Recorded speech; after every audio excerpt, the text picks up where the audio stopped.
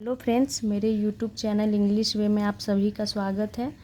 तो चलिए शुरू करते हैं आज की स्टोरी, जिसका टाइटल है द फरोशस किंग। इसे क्या पढ़ेंगे? फरोशस। इसका मतलब होता है, फरोशस का मतलब हो गया क्रूर, किंग यानी कि राजा, और द यहाँ पे यूज किया गया है कि क्योंकि एक खास क्रूर राजा की बात हो रही है, और ये हमारा एडजेक्टिव हो गया जो किंग को डिस्क्राइब कर रहा है, किंग के बारे में एक्स्ट्रा इन्फॉर्मेशन दे रहा है कि कैसा राजा, तो क्रूर राजा। तो चलिए स्टोरी शुरू करते हैं और लास्ट तक ज़रूर देखें। छोटी स्टोरी है बट इसमें आपको एडजेक्टिव, कहाँ एडजेक्टिव यूज किया गया है और कहाँ एडवर्ब, पास्ट इंडिफिनिट, बहुत कुछ सीखने को मिलेगा, नए नए वर्ड्स मिल सकते हैं। तो चलिए शुरू करते हैं। In a forest lived a vicious king lion. In a forest यानी कि एक जंगल में, लिव्ड यानी रहता था, अ विशस, विशेष का मतलब हो गया कि दुष्ट, किंग यानी राजा, शेर, एक दुष्ट शेर राजा रहता था। He wouldn't spare any animal. He यानी कि वह, शेर के लिए यूज किया गया प्रोनाउन जो हमारा सब्जेक्टिव प्रोनाउन हो गया। वुडंट स्पेयर एनी एनिमल यानी इसका मतलब हो गया कि वह एनी एनिमल, किसी भी जानवर को स्पेयर यानी छोड़ता नहीं था, नहीं बख्शता था किसी भी जानवर को। और वुडंट ये हमारी पास्ट की रेपिटेशन को दिखाता है, जैसे कि यूज टू का यूज करते हैं वैसे ही वुडंट। तो यहाँ पे वुड नॉट का ये कॉन्ट्रैक्शन हो गया वुडंट, यानी कि वो किसी को भी नहीं छोड़ता था।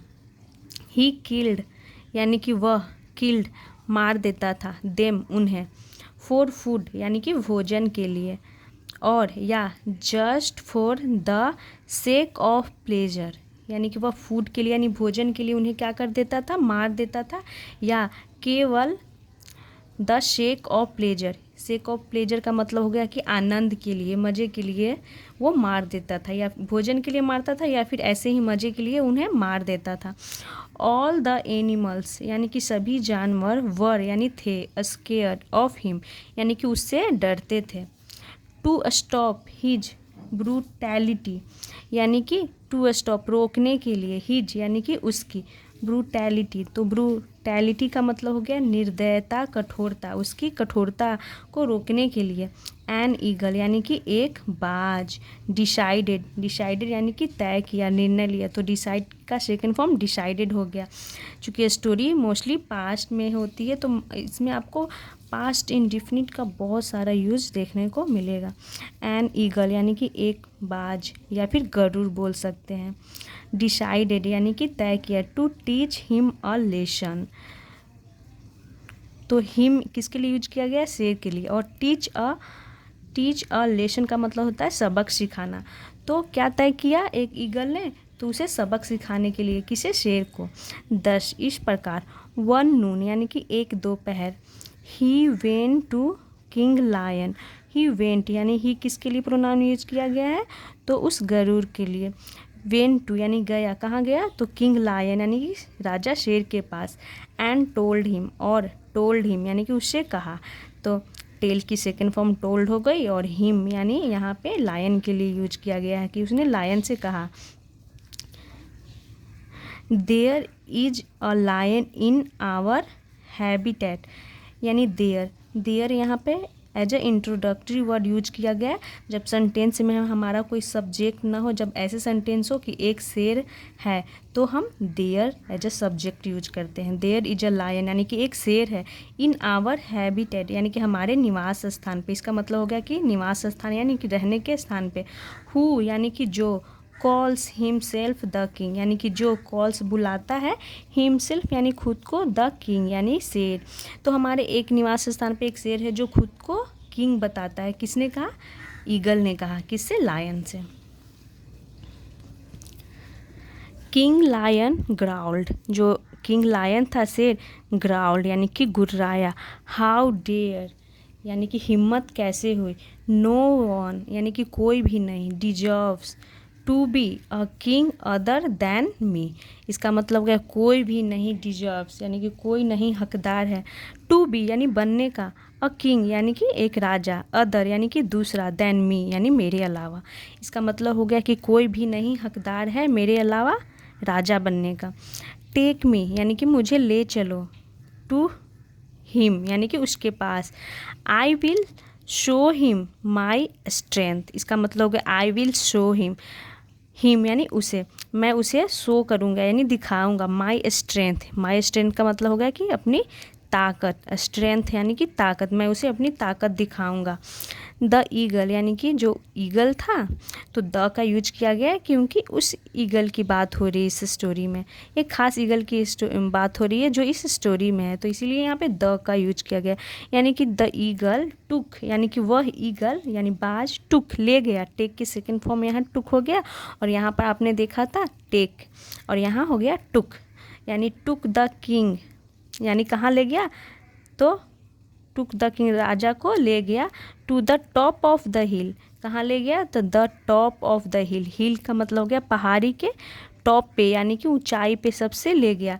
डैट यानी जो, स्टूड नियर अ रिवर, जो स्टूड यानी कि स्टूड था यानी कि वहाँ पे मौजूद था, यानी कहाँ, तो नियर अ रिवर यानी कि एक नदी के नज़दीक में स्टूड यानी कि स्थित था, कौन, तो हिल की बात हो रही है। वो ले गया, ईगल ले गया शेर को एक पहाड़ी के ऊंचाइयों पे टॉप पे जहाँ पे एक रिवर था, एक नदी था। ही पॉइंटेड टूवर्ड्स अनदर हिल, ही पॉइंटेड, तो ही यानी कि उसने, ईगल ने पॉइंटेड यानी कि इशारा करते हुए, टूवर्ड्स यानी की ओर, अनदर हिल यानी कि दूसरी हिल की ओर इशारा करते हुए, डैट वाज यानी कि डैट जो, वाज यानी था, अक्रॉस द रिवर, जो रिवर के उस पार था, अक्रॉस यानी कि पार हो गया, द रिवर यानी जो रिवर के उस पार था। तो देखिए यहाँ पे ये ईगल है और ये लायन है, तो ये पॉइंटेड करते हुए ये बता रहा है कि उस हिल के इस मतलब कि इशारा करते हुए क्या बता रहा है, वो दिखा रहा है कि दूसरी अनदर हिल यानी कि दूसरी हिल पे जो क्या था, एक नदी के उस पार था। तो इसका मतलब हो गया कि जहाँ पे ये ले गया राजा को, लायन को, तो उसके बगल में बीच में क्या था, रिवर था, और उसके बाद और एक हिल था, तो उसी हिल पे वो पॉइंट करके बताया, इशारा करके, एंड सेड और कहा, दैट्स वेयर ही लिव्स। तो यहाँ पर डैट इज का कॉन्ट्रैक्शन है दैट्स यानी कि वह है, वेयर यानी जहाँ, ही लिव्स यानी कि वह रहता है। तो ये हमारा प्रेजेंट इंडेफिनिट की सेंटेंस हो गया। तो ये हमारा सब्जेक्ट ही जो है थर्ड पर्सन सिंगुलर है, इसीलिए यहाँ पे एस का यूज किया गया है। ही लिव्स यानी कि वह रहता है। Fairing the hill king lion inquired angrily. Fairing the hill, इसका मतलब हो गया कि हिल पे, पहाड़ी पे चढ़ कर के, किंग लायन यानी कि राजा शेर, इंक्वायर्ड की यानी कि पूछा, एंग्रीली तो कैसे पूछा उसने, एंग्रीली यानी कि गुस्से से पूछा। तो फेयरिंग यानी कि चढ़ करके, ये हमारा प्रेजेंट पार्टिसिपल हो गया, यानी कि चढ़ करके, पहाड़ी पे चढ़ करके, लायन इंक्वायर्ड यानी पूछा, एंग्रीली कैसे पूछा, तो एंग्रीली यानी कि गुस्से से पूछा। तो ये हमारा एक एडवर्ब हो गया। हु आर यू, इसका मतलब होगा कि तुम कौन हो, प्रश्न पूछ रहा है इसलिए यहाँ पर क्वेश्चन मार्क दिया हुआ है। The hill echoed back, the हिल यानी कि जो पहाड़ी था वह पहाड़ी, इकोड बैक यानी कि इकोड का मतलब हो गया गूंजा, प्रतिध्वनि निकला, बैक वापस। हु आर यू, तो क्या प्रतिध्वनि निकला कि हु आर यू, तुम कौन हो। तो राजा ने भी, लायन ने भी पूछा था हु आर यू, तो वही उसी की आवाज़ गूंजी और फिर से आवाज़ आई हु आर यू यानी तुम कौन हो। Mistaking the echo as the other lion, mistaking का मतलब हो गया कि समझ करके, द इको यानी कि उस ध्वनि को, गूंज को, एज द अदर लायन यानी कि के रूप में, एज यानी के रूप में, द अदर लायन यानी दूसरे शेर के रूप में समझ करके, मिस्टेकिंग यानी कि दूसरे लायन की आवाज़ को समझ करके, मान करके, इको यानी ध्वनि। किंग लायन यानी राजा शेर, वॉर्न यानी कि उसने क्या की, वॉर्न की यानी कि चेतावनी दी। आई, यहाँ पे देख सकते हैं विल नॉट का कॉन्ट्रैक्शन क्या हो गया, won't, I won't spare you, इसका मतलब हुआ कि मैं तुम्हें नहीं छोड़ूंगा, नहीं बख्शूंगा। अगेन यानी कि फिर से, द सेम वॉइस यानी कि वही आवाज़, रिपीटेड यानी कि वही आवाज़ रिपीट हुई। यानी क्या रिपीट हुई कि I will not spare you, मैं तुम्हें नहीं बख्शूँगा। आई देखिए यहाँ पे दिया हुआ भी है, आई वोंट स्पेयर यू, यानी कि मैं तुम्हें नहीं बख्शूँगा, नहीं छोड़ूंगा। वही चीज़ फिर से रिपीटेड हुई, आई वोंट स्पेयर यू, यानी मैं तुम्हें नहीं छोड़ूंगा। King lion couldn't take it any more, king lion यानी कि राजा शेर, कुडंट यानी नहीं कर सके, टेक इट यानी कि उसे ले सके, एनी मोर यानी कि इसके बाद। तो इसका सेंस हो रहा है कि जो राजा थे वो उसे क्या नहीं कर सके, बर्दाश्त नहीं कर सके। कुडंट टेक इट यानी कि उसे बर्दाश्त नहीं करे, एनी मोर यानी उसके बाद और बर्दाश्त नहीं कर सके। इन डेस्परेशन, इन डेस्परेशन यानी हो गया हताशा, निराशा। तो डेस्परेशन का मतलब हो गया कि हताशा और निराशा। टू रीच यानी कि हताशा और निराशा में, इन डेस्परेशन यानी कि हताशा में, टू रीच यानी पहुंचने के लिए, हिज चैलेंजर यानी कि अपने दावेदार, and get rid of him. तो गेट रीड का मतलब होता है छुटकारा पाना, ऑफ हिम यानी कि उससे।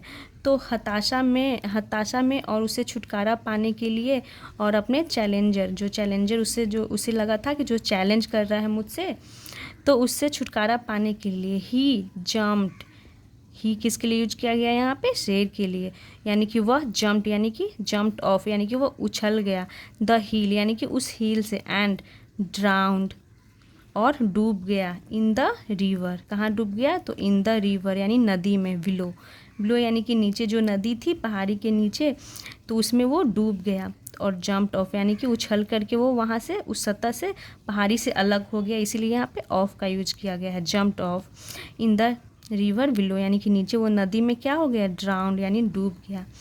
That was the end of the ferocious king, क्या हो गया, डैट वाज द एंड यानी कि वह था, एंड यानी कि अंत, ऑफ द फरोशस किंग यानी कि ऐसे एंड हो गया, अंत हो गया उस फरोशस किंग का, राजा का, यानी कि उस क्रूर राजा का अंत हो गया। इस तरह से उस राजा का अंत हो जाता है, यानी शेर का। तो आप देख समझे इस स्टोरी में कि कैसे एक ईगल ने उस शेर को उस पहाड़ी से गिरने पर वो खुद गिर गया, ईगल ने कुछ नहीं किया, बस उसने अपना ब्रेन का यूज किया।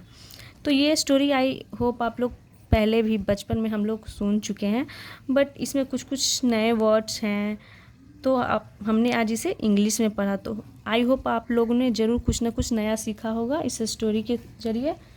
तो ये थी आज की स्टोरी। अगर आपको मेरे पढ़ाने का तरीका अच्छा लगा हो तो वीडियो को लाइक करें और ऐसे ही और वीडियोस देखने के लिए मेरे चैनल को सब्सक्राइब करें। Thanks for watching.